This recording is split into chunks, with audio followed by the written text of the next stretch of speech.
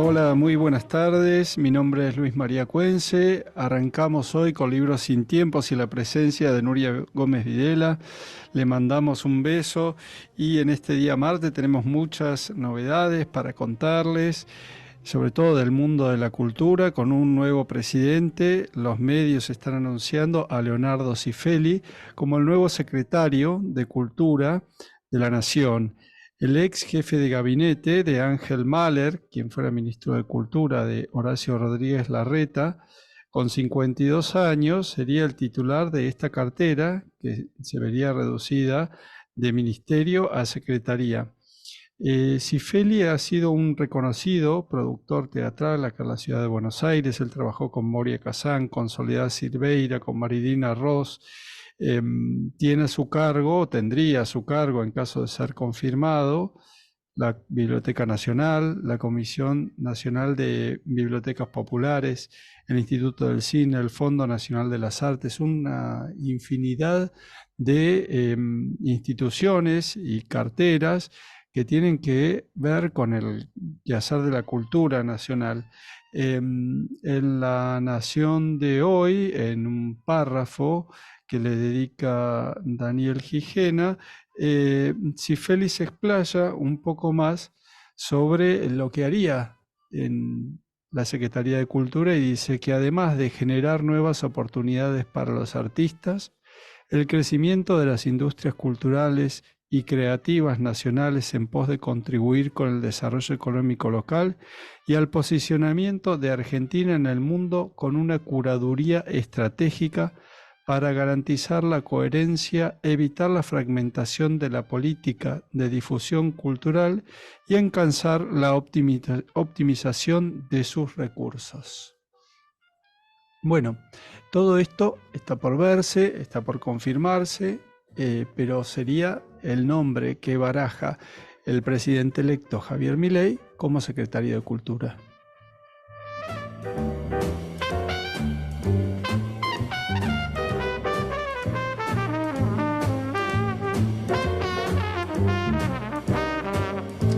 Bueno, ahora nos vamos a la ciudad de Nueva York directamente porque tenemos en línea el Libro Sin Tiempo a un amigo, un colaborador de este programa, que es Marcelo Gieffre.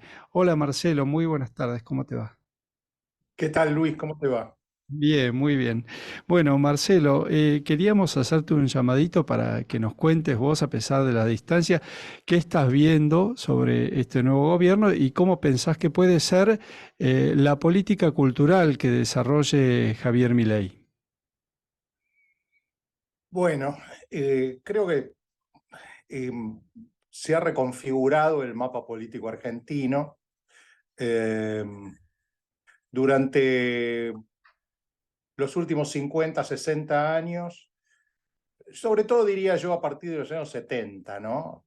Tal vez el huevo de la serpiente estuvo un poco antes, pero desde los años 70, eh, lo que llamamos habitualmente las masas peronistas, las masas populares, seguían idolatrando y seguían venerando a, a un ídolo que no existía más.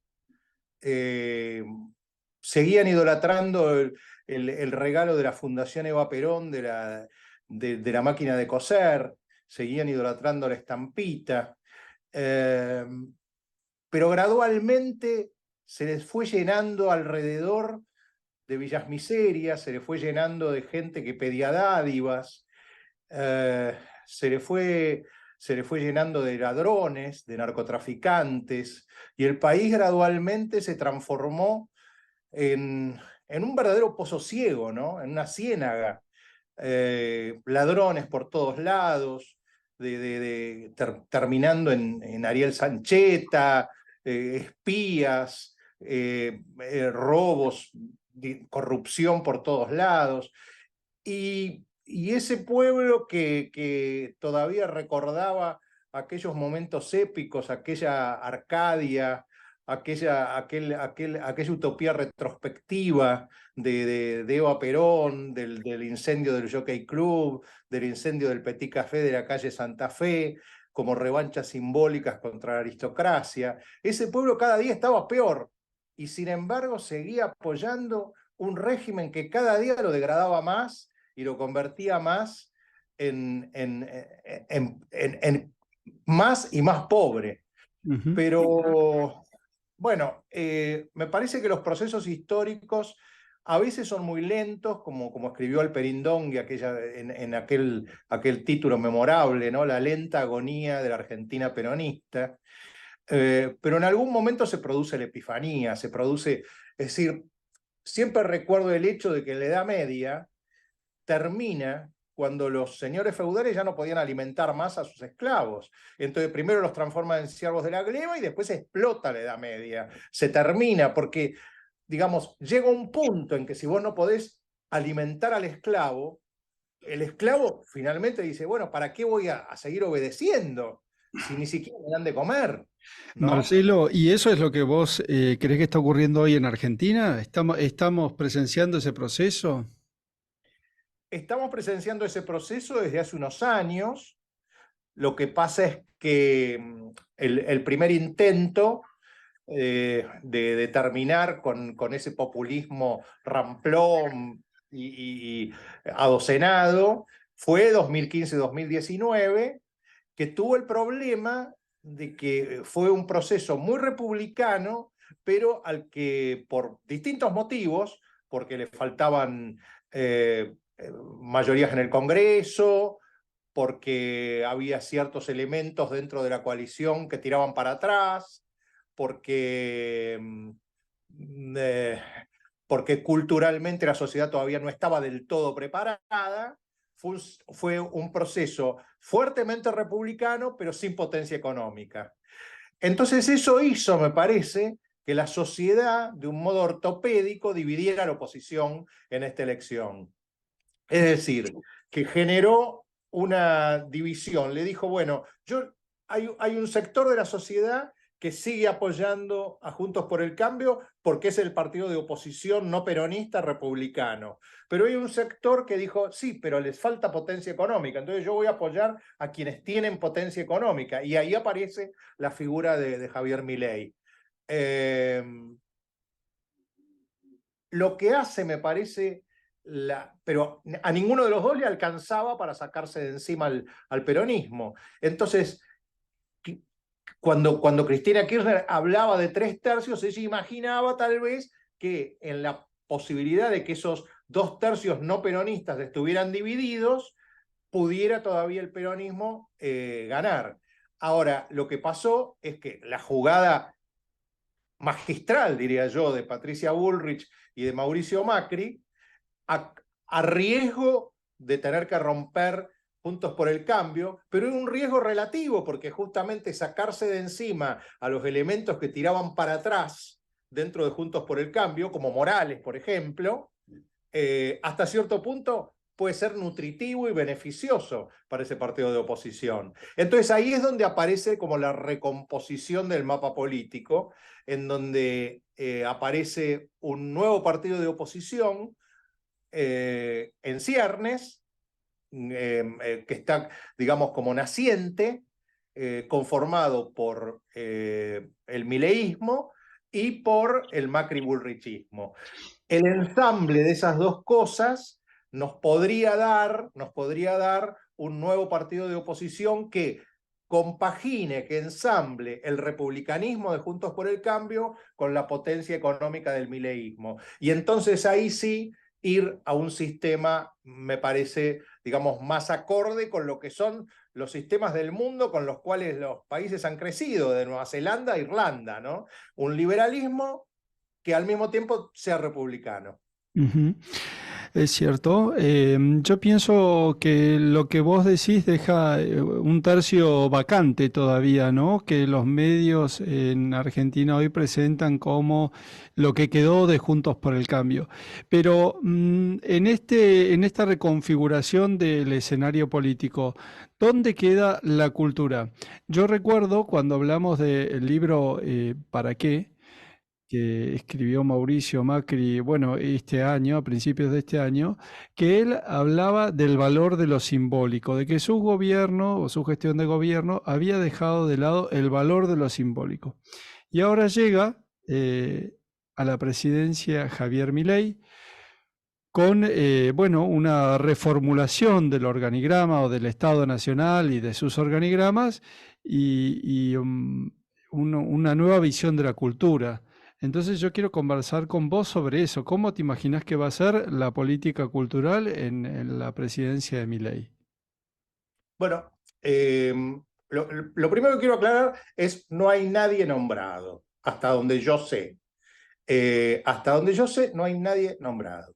Ujú, Segunda cosa, eh, yo creo que la política cultural sí se produce esta simbiosis entre el mileísmo y el macribulrichismo, y ahí la conformación de un nuevo partido tiene que pasar básicamente por 4 ejes. Primer eje, la creación de sentido.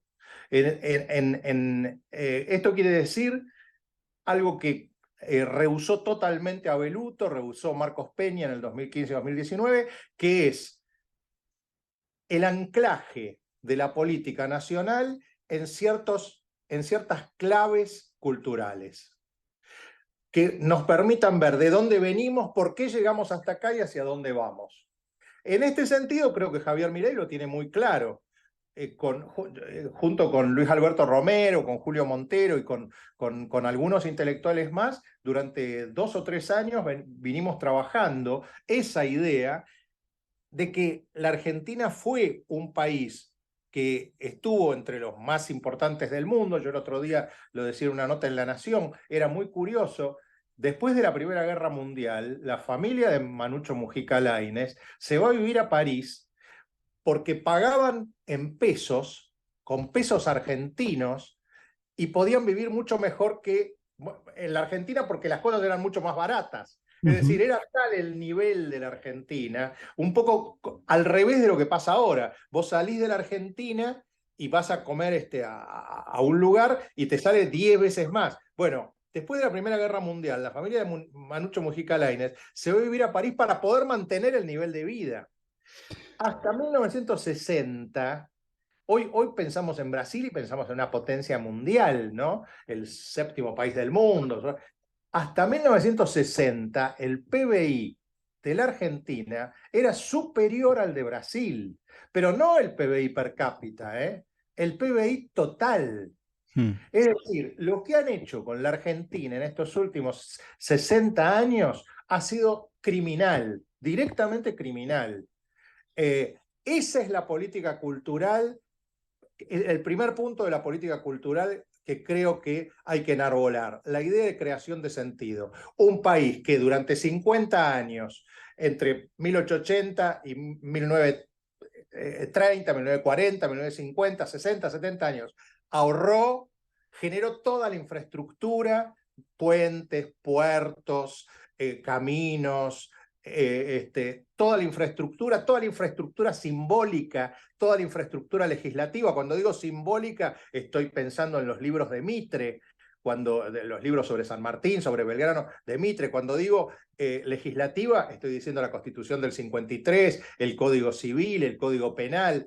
Es decir, ahí se produce la creación del Estado argentino Mm. y nace la Argentina moderna. Esto llega hasta mediados del siglo XX y a partir de ahí se produce un proceso de demolición no solo de la Argentina, sino del Estado argentino. El Estado argentino hoy no tiene hospitales, no tiene educación pública. En nombre del Estado presente no tenemos educación pública.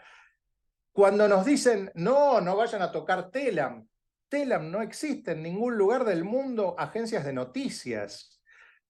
Cuando nos dicen, no vayan a tocar el Inca, bueno, el Inca es un lugar en donde hay 1.400 personas trabajando, cuando en España el organismo similar tiene 140.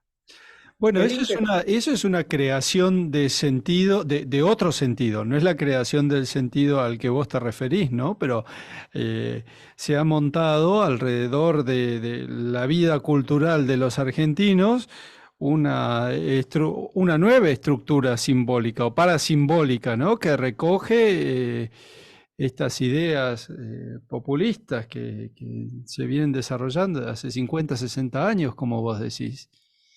Pero para pasar al otro eje, ¿qué hay más allá de lo simbólico? El primer eje es, entonces decíamos, creación de sentido. El segundo eje es el relacionamiento, la reconexión de la Argentina al mundo. Ajá. Pensémoslo así. ¿Cuánto vale un cuadro de Tarcisa do Amaral, la gran pintora brasileña? ¿Cuánto vale un cuadro de Frida Kahlo, de Diego Rivera o de Siqueiros, grandes pintores mexicanos? Puede valer 5 o 10 millones de dólares. Más, 20 millones de dólares. ¿Cuánto vale una obra de Mata, el gran pintor chileno? ¿Cuánto vale, bueno, obras de mexicanos como Botero o Carolina Caicedo, o bueno, millones de dólares? ¿Cuánto vale las obras más caras de los grandes artistas argentinos como Antonio Berni? Y puede valer $200.000, $300.000. ¿Por qué es esta asimetría? Porque la Argentina está fuera del mundo. La Argentina, cuando vos vas a una feria internacional de arte, está subrepresentada, es decir, tiene un gran arte y tiene 2 o 3 galerías que llegan ahí a pulmón, porque no pueden pagar los 20.000 o 30.000 dólares que vale un stand. Cuando vos vas a la Feria de Arte Argentina, es decir, Arteba, encontrás el 98% de galerías argentinas y un 1 o 2% de galerías extranjeras. Cuando vos vas al cine y a las series y a los se van al Uruguay a filmarlos, a pesar de la ventaja competitiva del dólar, de los precios en Argentina. ¿Por qué se van? Porque existen un montón de convenios colectivos que donde necesitas un escenógrafo, un maquillador, el convenio te pide 4 maquilladores y 3 escenógrafos, y 4 iluminadores cuando necesitas uno. Entonces, finalmente son tantas las trabas que se van a filmar al Uruguay. Entonces, segundo punto es la reconexión de la Argentina con el mundo. Desde cosas pequeñas, vos fijate, por ejemplo, una foto de un canciller brasileño, cuando lo están entrevistando, siempre lo hace delante de una obra de arte local, de una obra de arte de un artista Ah, brasileño. mirá qué Fíjate, notable. ¿cómo? Qué notable, digo, no había prestado jamás atención. Bueno, fíjate en el caso de la Argentina, cero, no toman en cuenta eso, no toman en un presidente de la nación Menos cuya, Kicillof, ¿eh? Kicillof siempre se saca la foto con rosas de fondo, ¿te fijaste? bueno, Rosa, sí, el único canciller argentino que tenía eso claro era Guido Di Tella, Bueno, pero digamos que pertenecía a una especie de estirpe, digamos así, que si bien estaba vinculada, era la burguesía nacional, una burguesía nacional que estaba obviamente vinculada al corporativismo y al Estado, pero que todavía tenía como en su alma aquella vieja estirpe de su padre, del Torcuato con Q, el que vino de Italia y tenía una pequeña colección de impresionistas y se murió muy joven, a los 40 y pico de años, y le dejó la fábrica a los 2 hijos cuando tenían 20, ¿no? claro. Pero Y todavía tenía... mientras él fue canciller, me soplan acá, en todas las legaciones argentinas colocaron obras de arte argentino, como una manera de... Hoy en día, en cambio, por ejemplo, lo que hacen las legaciones argentinas es comprarle obras a algunos caricaturistas de página 12 en 30, 40, 50.000 dólares, y entonces tenés, como por ejemplo en la Embajada de España, no bien entrás, tenés a la derecha, algo que Ramón Puerta lo había sacado, pero ahora después Alfonsín lo volvió a poner, una obra de un caricaturista de página 12 que le han comprado por una millonada que, según mi opinión, no la vale, ¿no? Entonces, eso es un poco el segundo punto, la reconexión de la cultura argentina al mundo. El tercer punto es la creación de audiencias, es decir, una cultura para 46 millones de argentinos. Mm.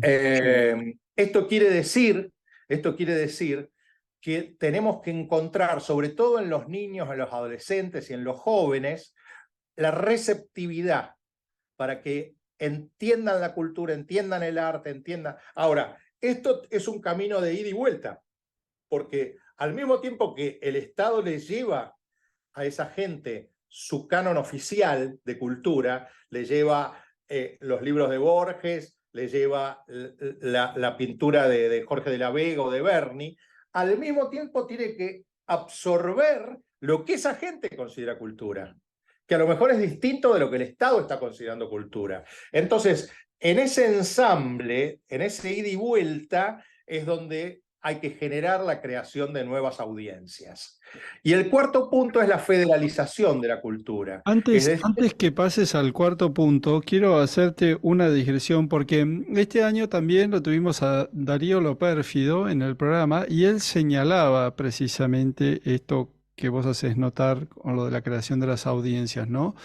A propósito del recital que se había hecho acá en la ciudad de Buenos Aires de la Mona Jiménez, ¿viste? Que fue patrocinado por el gobierno de la ciudad y él señalaba para mí con mucho criterio. Eso déjenselo a los privados, dice, eso déjenselo a los fanáticos de la Mona Jiménez, dice, pero la secretaría el organismo que detenta la cultura en determinado nivel de gobierno, ya sea nacional, provincial, no puede estar promoviendo la Mona Jiménez, ¿no? Decía, tiene que eso estoy de acuerdo, sí. promover algo que sea más integrador, más nacional, superior estilísticamente incluso, ¿no? Porque, bueno, algunos podrán verse conmovidos por la Mona Jiménez, pero, y de hecho es muy divertido la Mona Jiménez, pero bueno, el Estado no puede poner la energía ahí, ¿no? No, en eso estoy de acuerdo con Darío. Yo apunto más que nada cuando digo que tenemos que pensar, digamos, hay ciertas culturas locales, ciertas como no quiero llamarle tribus, pero ciertos grupos que trabajan sobre ciertas cuestiones culturales que no son las canónicas. Eh, yo siempre recuerdo un experimento que se hizo en Chile, en donde un artista iba a barrios así muy periféricos y que no eran aventajados, barrios pobres, muy pobres, y entonces iban casa por casa a preguntarle, ¿qué tiene usted de arte? Entonces la primera respuesta que le daba esa gente es nada. Entonces decía, ¿me permite usted que entre en su casa? Y entonces cuando entraban, empezaban a ver ciertas cosas que tenían colgadas, aunque sea un dibujito hecho por el hijo cuando iba al primer grado, ¿no? Ujú. Y entonces decía, pero esto es arte.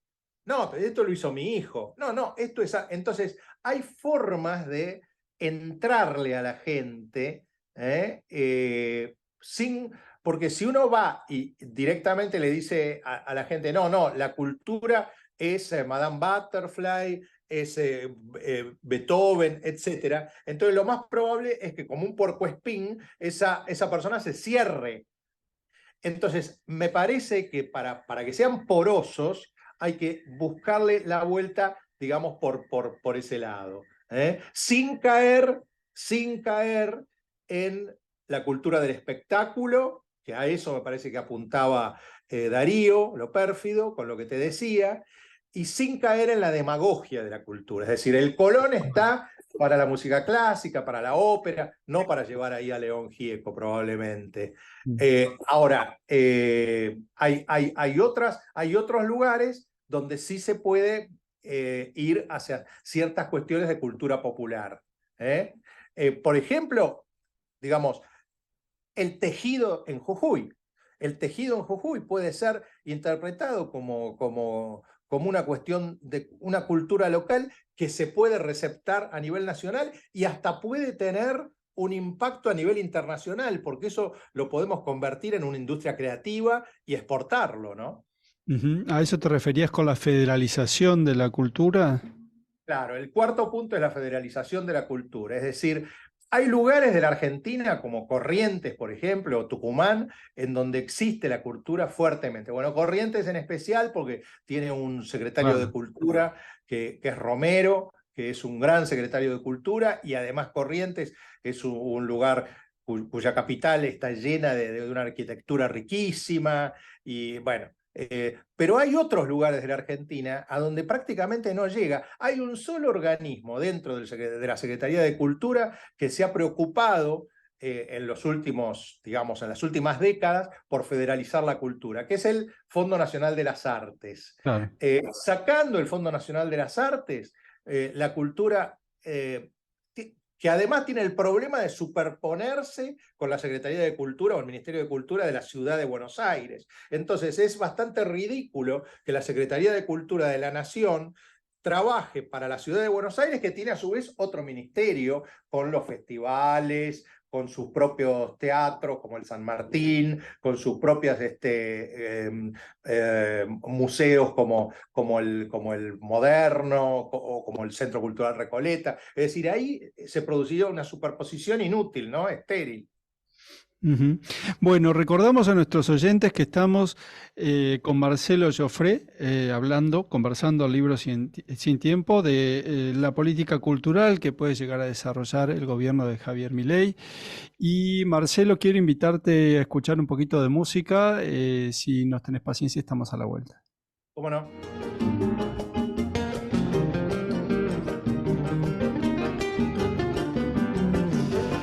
Estamos de vuelta al libro Sin Tiempo con Marcelo Giofré. Marcelo, sabemos que te gusta Cesárea Évora y la estábamos escuchando también, esta cantante, bueno, que murió en 2011, ¿no? Y nació en Cabo Verde.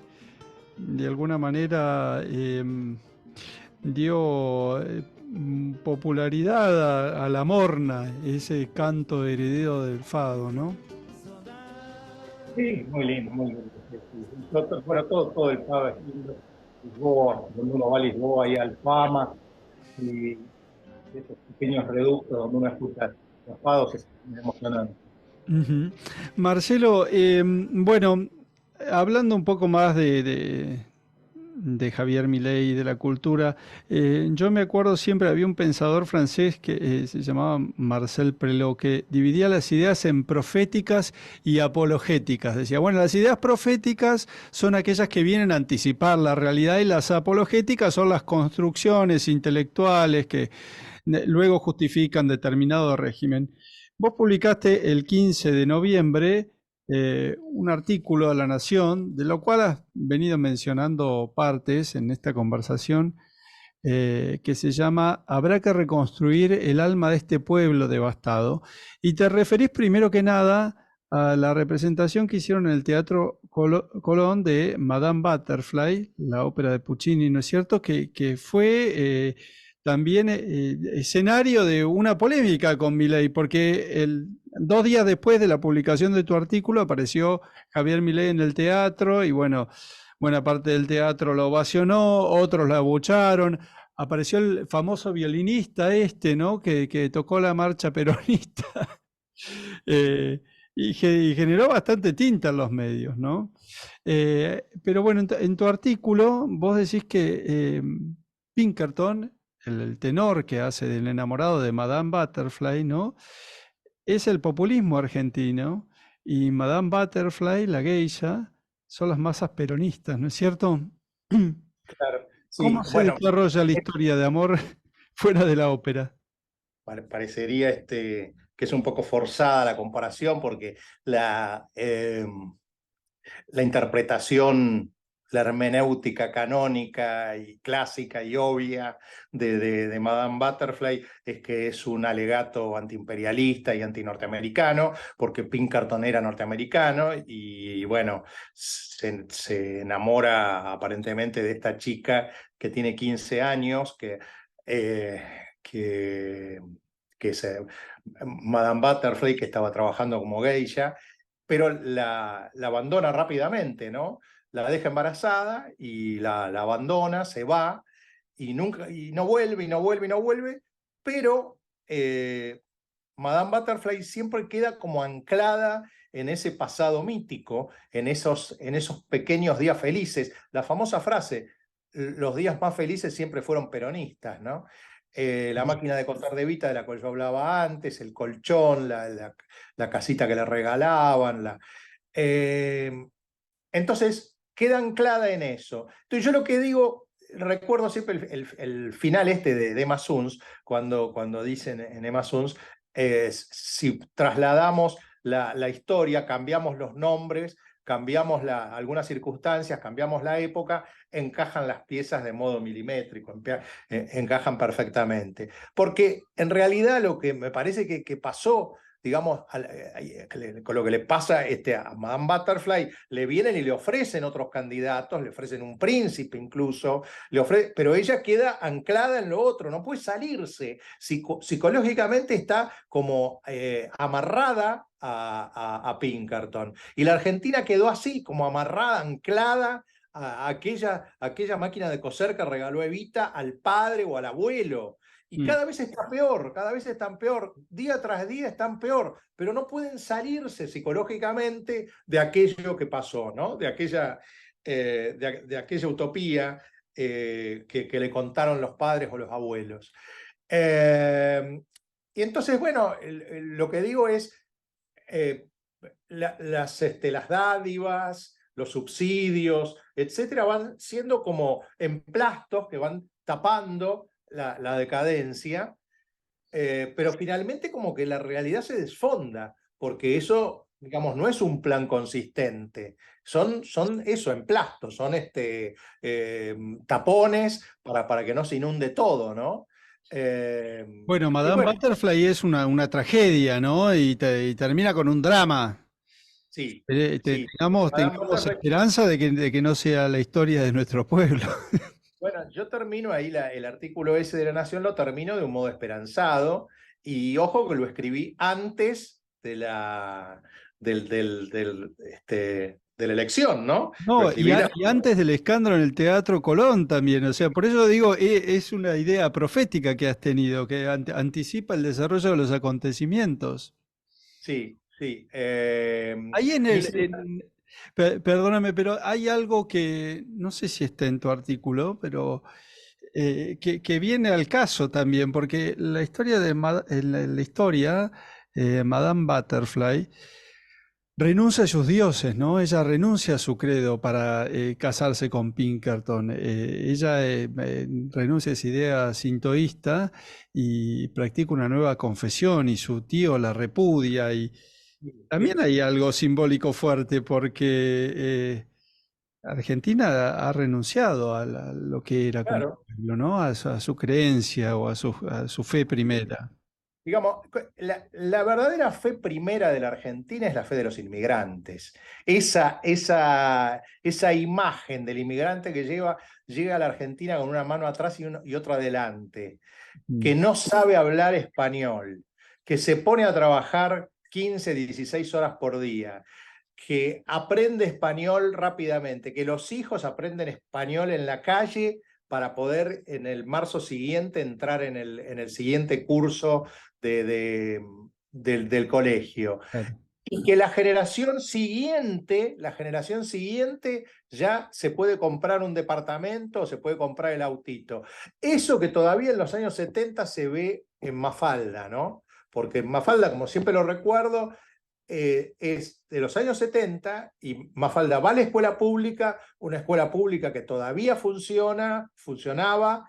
El padre era clase media, una familia tipo, con dos hijos, podía cambiarse el autito todos los años, podía llevar a la familia a veranear todos los años, y la madre, que tenía la secundaria terminada, no necesitaba trabajar todavía. Es decir, estaba todavía esa idea, esa mística de la clase media, de los inmigrantes y de los hijos de los inmigrantes, que trabajando de generación en generación se mejoraba. Bueno, yo Asimilados digo, también, ¿no? Porque está Manolito. está Que, Manolito, pues que su bueno, padre es nunca se... el almacenero, el gallego de la esquina. Bueno, claro, fíjate que el almacenero era casi rico. Hoy un almacenero es un fracaso porque que la inflación lo devora, no puede reponer los productos, tiene que cerrar el almacén, está barrido por otro. Bueno, todavía eso es, así como Butterfly renuncia a su religión, la Argentina también renunció a sus ideales, que era el crecimiento de generación en generación, esa utopía de la inmigración y esa utopía de las clases medias. No, decían, no, nos explotan, empezaron a decir, nos explota la oligarquía, nos explota el imperialismo, y así terminamos. Mm. Así terminamos. Bueno, estamos en conversación, lo repito, con Marcelo Giofré. Marcelo, tengo en mis manos también un libro de Osvaldo Pérez Sammartino que se llama El mito del gorila.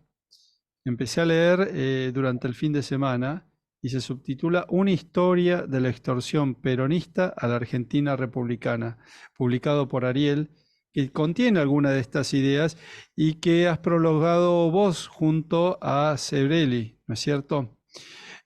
Yo me marqué un párrafo que vuelve un poco sobre esto mismo que venimos conversando y que dice así: en la democracia liberal, las preferencias populares surgen de la elección y el recuento.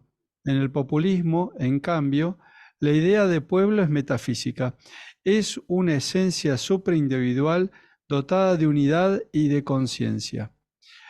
Sigo. Ante la imposibilidad de encontrar algún anclaje preciso, han encarnado los populistas la noción de pueblo en una individualidad. El líder del partido, el caudillo, el conductor. Y por supuesto habla del peronismo, ¿no es cierto? Eh, con muchos ejemplos que van desde el tango hasta la lectura de Borges, pasando por el voto femenino y la noción de los derechos humanos. Este libro de Osvaldo Pérez Sammartino recoge un poco el mito del gorila, que yo no sabía de dónde venía. Lo explica el autor en el primer párrafo. Parece que lo de, si querés, si lo tenés presente, te pido que lo cuentes vos, porque es notable. Yo no sabía de dónde venía la palabra gorila. Sí, sí, sí, sí. No, contalo vos porque no me lo acuerdo con Ah, precisión, pero no bueno, quiero. parece que había una audición radial justamente en donde se repetía, serán los gorilas. Este era una especie de bayón, o sea, de género musical del norte de Brasil, y que repetían en un programa: deben ser los gorilas, deben ser, que andan por ahí, y que, bueno, cuando empezó el despelote, en los años 50, los mismos peronistas lo retomaron como canción, ¿no? De todo lo que olía a conspiración, eh, provenía de los gorilas, ¿no? De una fuerza desconocida que era Sí. esta. Está muy bien el libro de San Martino, pero quisiera que Lo dijeras algo vos interesante, también. lo interesante me pareció a mí, por lo cual acepté cuando me llamaron de Planeta para ver si quería prologarlo. Lo que me pareció muy interesante es la operación que logró hacer el peronismo, por la cual el no peronista es el enemigo de la patria. Es decir, eh, logró articular, organizar la sociedad de modo tal que no se pudiera decir yo estoy en desacuerdo con el peronismo, porque si estabas en desacuerdo con el peronismo, no tenías una idea distinta, eras una mala persona, Mm. eras insensible, no tenías empatía con los pobres, no querías ayudar, o sea, eras un sinvergüenza. Esta operación es una vasta operación que duró muchísimos años y entonces convirtió al peronismo en una especie de idea política sana y beneficiosa, y a todo lo que no fuera peronista en el mal absoluto. Mm. Esta operación es la operación que hay que desmontar, ¿no? Por eso me pareció muy interesante el libro. Hay que desmontar esa falsa idea de que discutir, interpelar al peronismo es de mala persona, de garca, por decirlo en términos vulgares, ¿no? El que interpela el peronismo no es alguien que está en desacuerdo, sino que es un sinvergüenza, Mm. alguien que está en contra de darle algo a los pobres. En definitiva, es exactamente al revés, como lo ha probado la realidad, porque los pobres cada vez son más pobres gracias a las políticas peronistas. Y si se aplicaran políticas liberales republicanas en serio, como se aplican en los grandes países del mundo y también en pequeños países del mundo, en donde se aplican esas reglas, los pobres pasan a ser ricos o por lo menos clase media, ¿no? Y o hay Y pueden, o hay una expectativa de progreso social, o que por lo menos que es cierta o que es clara, ¿no? Que se claro, por ha perdido supuesto. acá, de lo que vos decís. El camino hasta los años 70 estaba mucho más claro, ¿no? El trabajo, el ahorro, la casita, el auto, todo eso, pienso que se ha perdido. Incluso vos fíjate que lo dicen hasta los mismos populistas, porque el propio Juan Grabois, en el libro este que presentó La Plata, señalaba también, nosotros somos la última generación que conoció el pleno empleo en la Argentina. Vos fíjate, él lo reconoce, la última generación que conoció el pleno empleo en la Argentina, con lo cual quiere decir que para cualquier persona de 45 años para abajo, no sabe lo que es levantarse a la mañana, ir a trabajar, tener un ahorro, comprar su propio auto, ¿no? Un orden de vida más o menos claro y establecido. Hay una anécdota espectacular. Vos sabés que el ERP y Montoneros, sobre todo el ERP, tenían una costumbre que era ir a las villas porque decía que se tenían que obrerizar, es decir, tenían que saber cómo era ser pobre y entonces entrar en contacto con los pobres, ¿no? Y llegaban a las villas, y esto lo cuentan los propios del ERP en algunos libros, llegaban a las villas y los sacaban carpiendo, porque le decían, no, nosotros no queremos eliminar las clases. No, le decían en las villas miserias, ¿no? Los pobres, le decían, nosotros lo que queremos es pasar de clase. Nosotros es poder mandar a nuestro hijo a un buen colegio, queremos poder comprarnos un autito, queremos poder irnos de vacaciones, no queremos eliminar las clases. Digamos, la utopía de ellos era otra.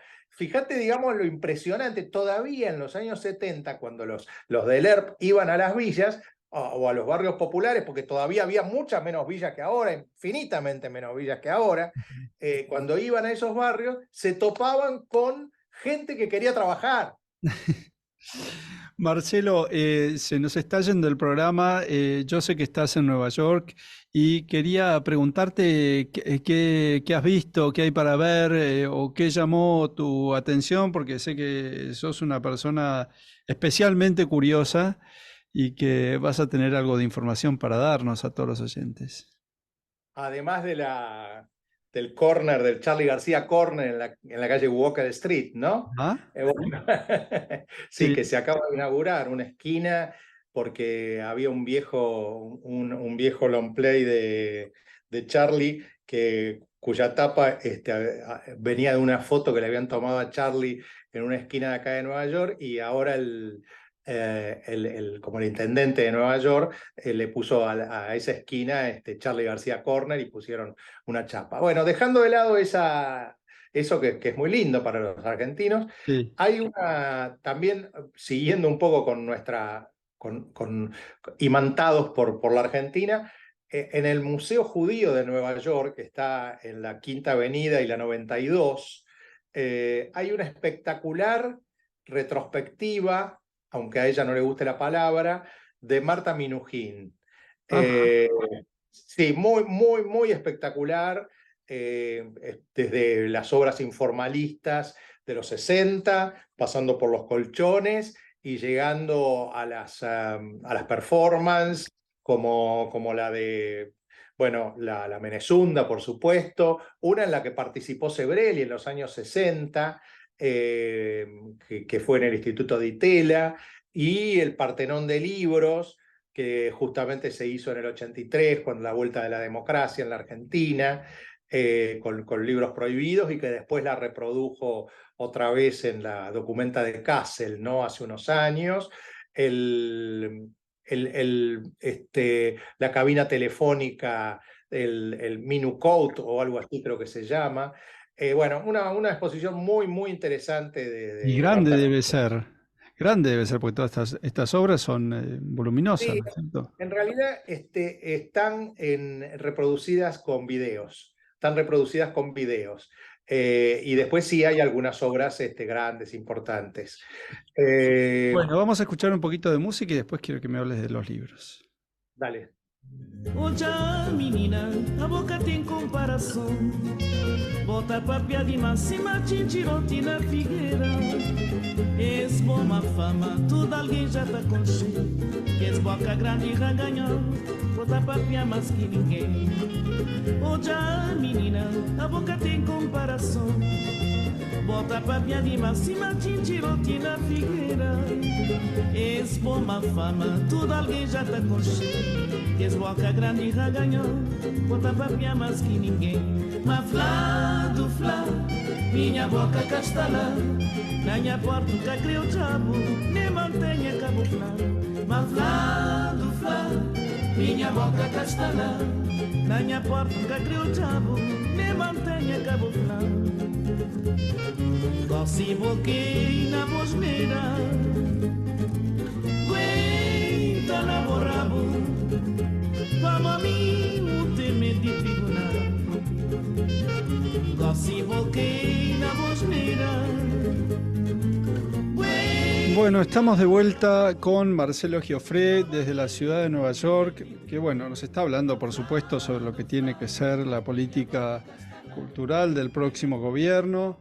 Marcelo, quiero repasar con vos al aire estos 4 ejes que mencionaste porque me parecieron muy claros, ¿no? El primero, la creación del sentido de la política cultural nacional. Corregime si lo estoy diciendo Creación de mal. sentido simbólico, llamémosle. Simbólica, y después el relacionamiento de Argentina con el mundo. Reconexión de la Argentina con el mundo, reconexión de la Argentina con el mundo, Sí. federalización y creación de audiencias para 46 millones de argentinos, con un especial acento en adolescentes y jóvenes. Y vos ya empezaste a trabajar en todo esto porque desde Nueva York estás representando a la Argentina.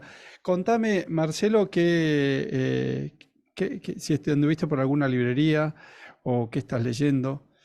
Mira, Volver un ha poco sobre salido los libros, que es lo nuestro. en 2023, salió acá en Estados Unidos un libro. Vos recordás que hubo un libro de ciencia política que revolucionó un poco hace unos años, que era de Steven Levitsky y Daniel Ziblatt, How Democracies Die, es decir, cómo mueren las democracias. Bueno, acaba de salir otro libro de este dúo de Levitsky y Ziblatt, que se llama Tyranny of the Minority, es decir, la tiranía de las minorías. Y bueno, empecé a leerlo porque lo compré ayer. Así que creo que es un libro que puede hacer su curso, ¿no? Puede hacer camino. Este libro, ¿vos decís que lo publicaron este mismo año, Tiranía de las Minorías? Entiendo que sí, entiendo que es de 2023. Mira, bueno, me lo voy a leer para reseñar después en qué leen los que mandan. Marcelo, la verdad que creo que hemos agotado del programa porque hablamos de política cultural, hablamos de libros, hablamos de arte, solamente nos quedaría hablar de música y acá me dicen que estuviste escuchando a Woody Allen. ¿Todavía toca la trompeta? No, bueno, Woody Allen lo escuché. Toca No, ahora clarinete. no en este viaje. Pero sí, en 2 oportunidades hace unos años, él tocaba la trompeta en el Hotel Carlyle, Ajá. un hotel que está en el Upper East Side. Yo fui a escucharlo a Woody Allen ahí. Él tocaba con un pequeño. Él tocaba el clarinete de una forma medio rara, ¿no? Parecían hipos musicales, más que. Pero tocaba con una bandita, con un conjunto, como decíamos en nuestra época, de jazz que era muy, muy, muy bueno, un jazz muy clásico, ¿no? Como le gusta a él, como está en sus películas, ese jazz al estilo de Duke Ellington, de Count Basie, ese tipo de jazz, ¿no? Sí, lo vi 2 veces. Es un lugar muy paquete, el Carlyle, es un hotel muy caro. Tocaba los lunes. Así que, pero la verdad que esta vez no. Sí, pasé ayer por el Village Vanguard, que es tal vez el lugar de jazz que más me apasiona y me gusta. Es un sótano que está en el Village, Ujú. Ese es para mí el lugar icónico de la música de jazz de Nueva York. Bueno, nos vamos entonces despidiendo con toda la información de Nueva York y de lo que viene para Argentina. Marcelo, te agradezco la generosidad de compartir tu tiempo con nosotros, con Libros sin Tiempo. Gracias a vos, Luis. No, bueno, y te esperamos de vuelta para seguir comentando esta realidad política que viene. Paso por Colombia ahora porque voy a Arbo, que es la Feria de Arte de Colombia. Mañana viajo para Colombia, para Arbo. Estoy invitado allí. Es una feria que la dirige la hija de César Gaviria, del expresidente, ¿Sí? María Paz Gaviria. Y bueno, y rápidamente en el fin de semana estoy de vuelta en Buenos Aires. Te esperamos a la vuelta entonces. Gracias, Marcelo, y a todos nuestros oyentes. Nos despedimos hasta el próximo martes.